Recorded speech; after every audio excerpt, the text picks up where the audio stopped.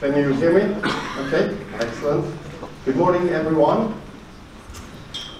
Okay, so just get started.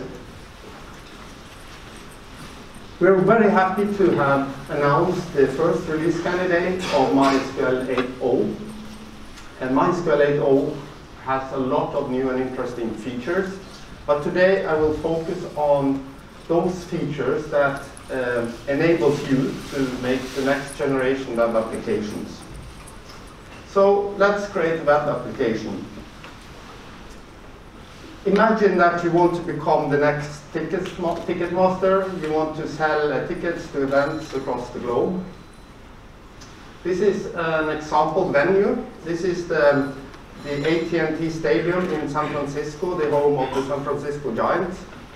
It's mainly used for baseball games, but also for concerts and other things. And so a given venue can be rearranged for different seatings in different events, and also, of course, different venues have different arrangements of seating. So let's create the data model for this application. This is a possible data model. We have events that takes place on venues. Venues have seating arrangements. Then a customer order tickets for seats on given events, right? So we have a goal, we have a data model. What else do we need to think about? Modern web application is much about mobile first, it's developer first, it's data driven, and it's about 24/7 at scale. So I will go through each of these. So mobile first. So today more and more things are happening on these small devices here. But these devices have very small screen. They have a fairly high latency to the back end. And it can be awkward to type stuff on them. So the techniques typically used today is to use the location, because these small things here, they know their position on the surface of the Earth. So typically the application will send back the position of the device and then bring back menus that fits that position. So that's how it works. So one example here. So MySQL now in 8.0 have a geography support, and this can be utilized to, for example, calculate the distance between where you are right now and to various objects of interest to the application. This example just showed me the next upcoming MySQL event and sorted them on the distance, and you can see that my position is Dublin, and the next event is distance in meter, 0 meters. It's here at Percona Live. Mobile also means emojis. So an emoji means 4-byte UTF-8 support. So this is pretty much the standard nowadays for web application to use UTF-8. And so we decided for MySQL 8.0 to make UTF-8 4-byte the default character set of MySQL. Of course, 4-byte characters are more expensive to deal with. Like you need to compare two strings, you need to sort things, and stuff like that. So we put a lot of effort into reducing the overhead and optimizing for 4-byte characters.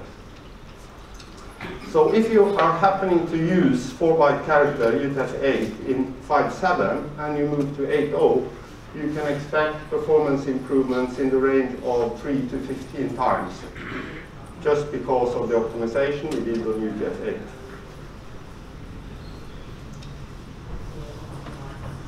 So developer first. Companies developing application have a pressure on going time to market. It's hard to find developer, and you need to ensure that your developers are productive and up to speed. Has different implications. So nothing wrong with PHP, Python, and other languages, but nowadays more and more of the ecosystem around web development is around JavaScript. So 8.0 comes with a Node.js connector to serve this new type of development. It also serves it on the top of the new asynchronous client-server protocol that we call the X protocol, which is also a new invention of 8.0. We want developers to be productive, and we have created a new one-stop tool called the MySQL shell, where you essentially can do everything you need to do, from managing your system, monitoring your system, creating applications, and managing them. It comes in modes. You can use a classic SQL mode, for example, or you can switch to JavaScript mode so that a JavaScript developer will feel home in the tool. And a developer would like to get HA out of the box, so we deliver the InnoDB cluster solution based on the group replication and a router in front of it. So in between the application and the cluster is a router, and all of this can be managed by the MySQL shell. So back to the schema we designed a little earlier ago, a few minutes ago.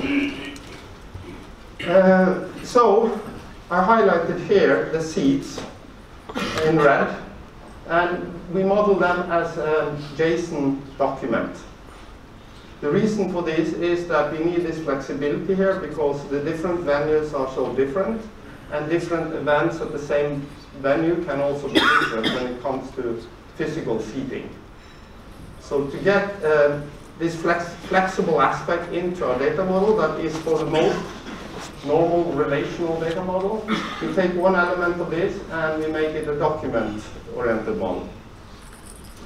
So all in all, 8.0 can be used as a pure document store, or a traditional classical SQL database, or you can mix.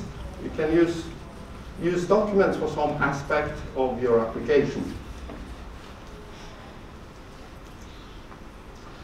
So if I just select a seed here, some random seed, you can see how it looks like. It's a document.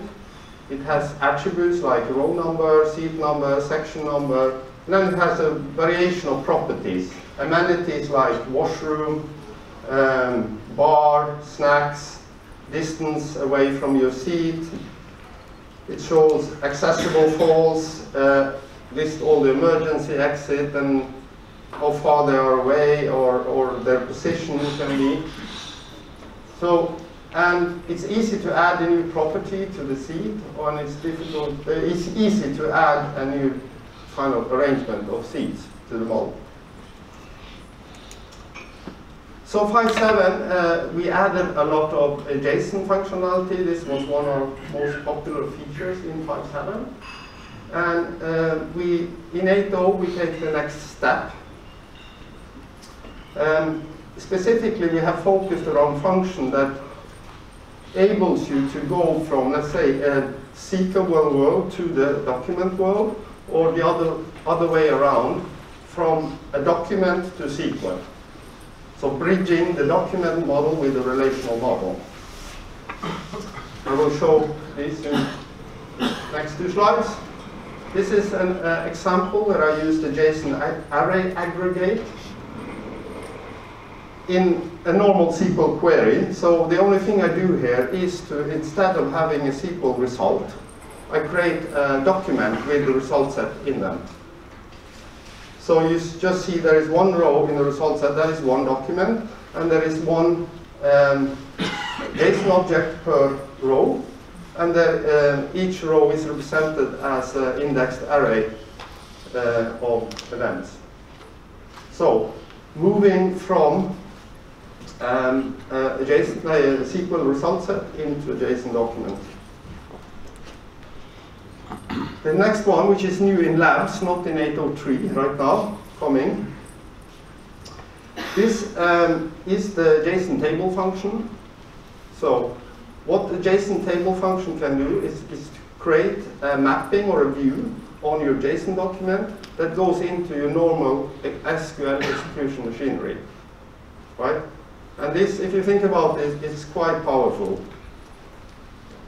I can then use all of my SQL to process content in a JSON document, right? Sort things, all sort of things. I can also even, let's say, use it to join one JSON document with another document. So bringing all the power of SQL to the document world. Next thing, data-driven. So you all have more and more data. The world is full of data, and more is coming. And so more and more applications become data-driven in various ways. And there is more need for typical analytics functionality. And in 8.0 we provide two concepts, the common table expressions and the window functions. Both are very powerful and very complex constructs that we have separate talks on here. I think we had Glenn did the table, common table expressions yesterday, and Dag will do late at 2 o'clock, 2:20 today. He will do the windowing function. Please go there. Just showing a small example here on both of them from this ticketing application.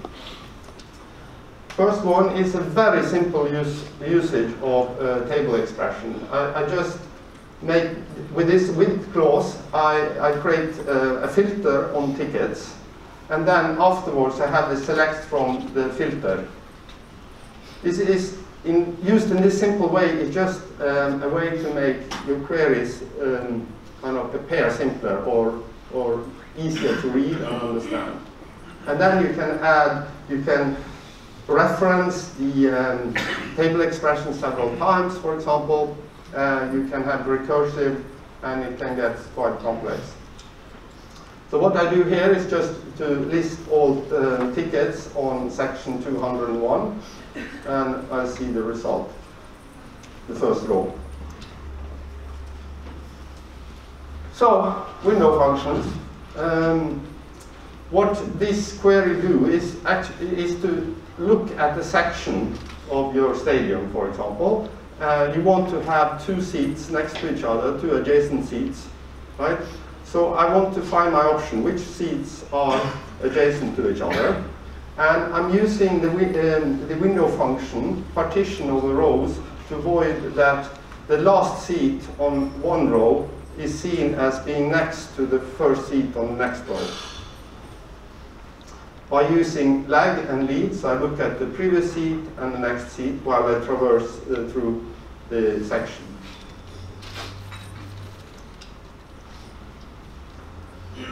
(24/7) at scale. There are, of course, many aspects to 24/7 at scale. I will look at a few of them here. So one problem at scale is that you are putting an event out for sale, and then it's a very popular, it's a Justin Bieber concept or something that everyone wants to buy right now. So you easily get into a situation where everyone tries to access the system at once, and creating contentions in the system. And contention causes queues to build up, and then suddenly at some point the system will stop responding to you. But everyone is just waiting for something. So we have introduced two small things here to help you avoiding contention. That mechanism you can use to build application avoiding contention. One is no wait, and the other is skip locked. Can be illustrated by if I want to book seat 1, 2, 3, and 4, and I do a select for update to lock these seats. The no wait here will actually give the semantics that if one of these seats are locked by anyone else, I will give up and return. I will not wait, I will not contribute to any queues building up. I will perhaps try 4 different tickets. So this can be used, of course, you need to know what you're doing, but it's a mechanism you can use in the design of your application. The other option here is skip locked. same query, but instead of trying to get all, this say just lock those that you can get. So as many as you can get, but skip those that are locked by others.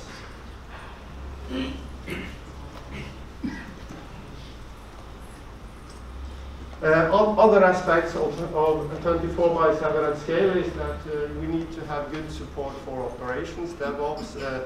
For example, a DBA, one of the common tasks for DBA is to ensure that the database have the right set of indexes. And it needs sometimes to add indexes, remove indexes that are not used, so on and so forth. And Invisible Index is a tool that helps you in this. For example, you suspect that one index is not really used and you want to get rid of it. But you also know that if you drop it, it will take perhaps hours or even days, depending on your data volume, to rebuild an index, right? So this is kind of, you need to be careful when you're dropping an index. So instead what you can do in 8.0 is that you can make the index invisible to the optimizer and then check if there is any problems.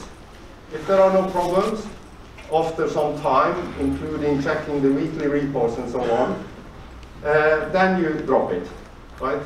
But if you see that there is a negative effect, you can just switch it on back because it is maintained in the background. You can also use this to phase in use of an index. For example, you create an index overnight that's invisible.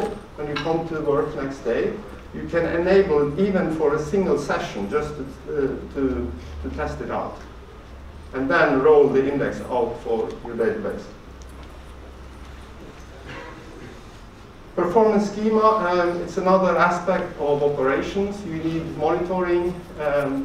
The nice thing about performance schema is that one of the nice things is that it doesn't influence your payload. So it's a small penalty you pay all the time, but there is no additional penalty. You can query and do all complex things with performance schema with zero effect on your payload.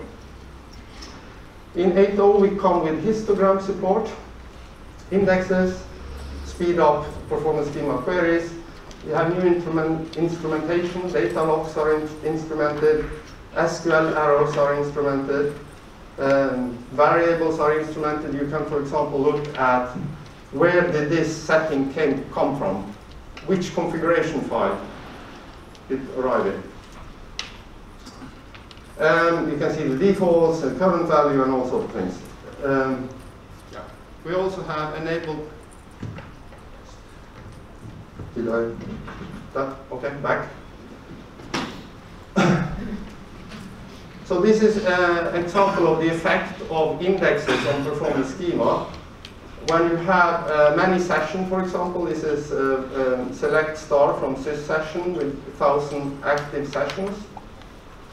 In 5.7 this takes 35 seconds, and in 8.0 it takes 2 seconds or 1 second to execute these performance queries. So it becomes more practical to use in larger installations.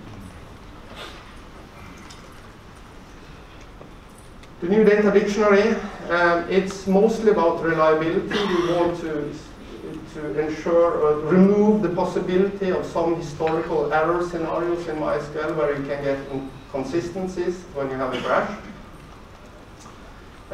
We also have, by this, introduced crash safe and atomic DDL, such that if you create a list of users, you're sure that either all users are created or none, both on the master and the slave. And it also improves, it's a total re-implementation of the information schema. So information schema becomes totally different in performance-wise in 8.0.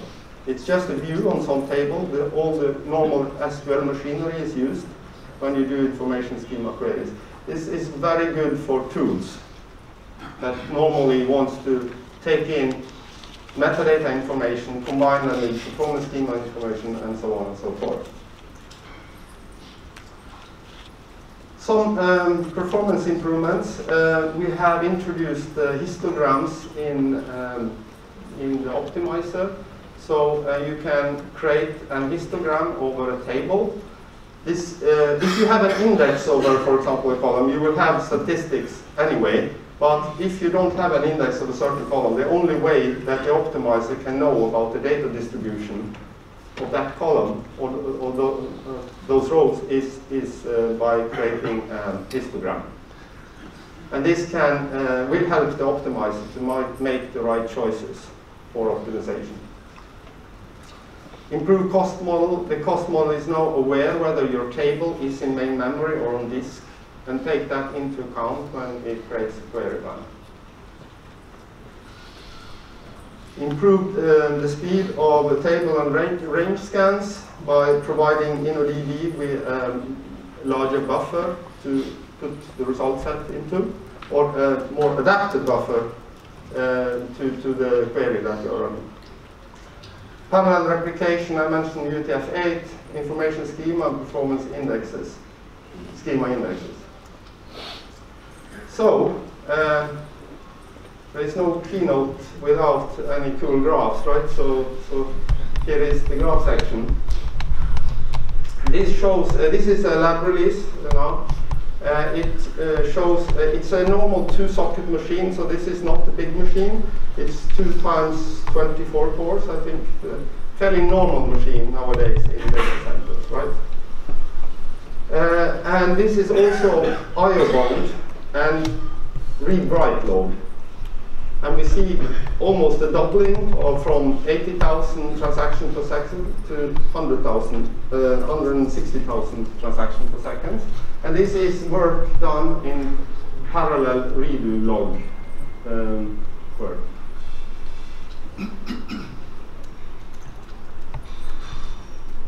Read point select, read only. So over 1 million transactions per second on a normal hardware.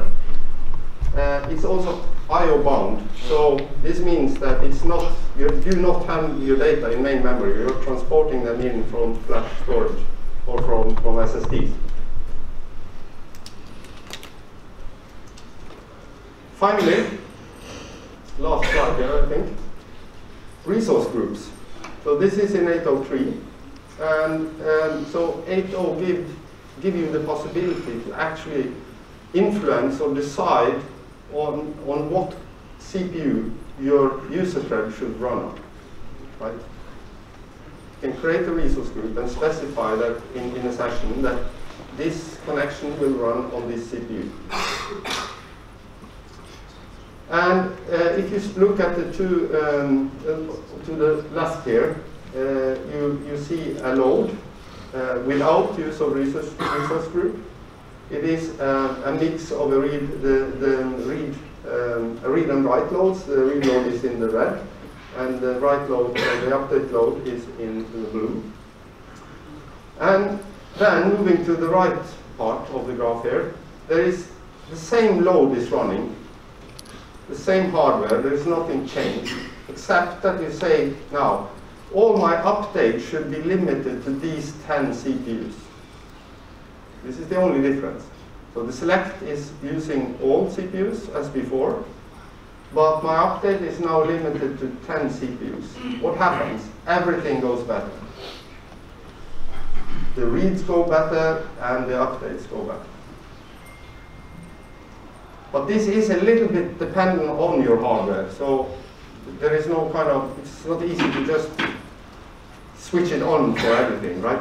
So it's something right now, a new tool that can be used in some scenario to fix problems. Okay, that's it. So 8.0, first release candidate is out. Please try it out. Give us feedback so we get ready for GA. And enjoy the rest of the conference. Thank you.